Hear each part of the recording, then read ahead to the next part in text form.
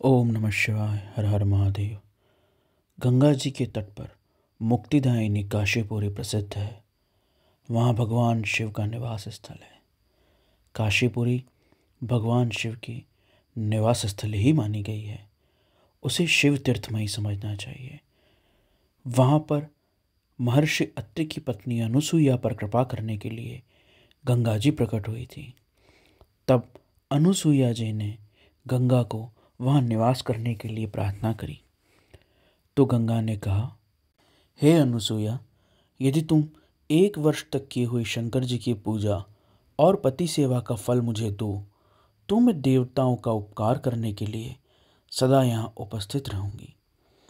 पतिव्रत का दर्शन करने से मेरे मन को जैसी प्रसन्नता होती है वैसी किसी दूसरे उपाय से नहीं होती।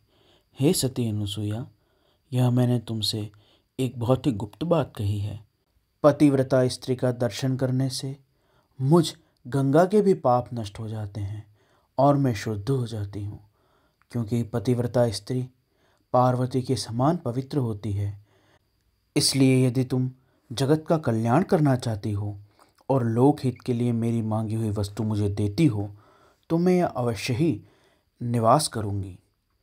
गंगा जी की यह बात सुनकर पतिव्रता अनुसुईया जी ने वर्ष भर का सारा पुण्य उन्हें दे दिया।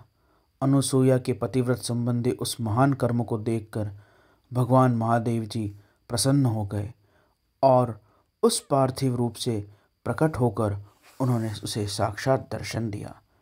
भगवान शिव बोले, साध्वी अनुसुईया, तुम्हारा यह कर्म देखकर मैं बहुत प्रसन्न हूँ।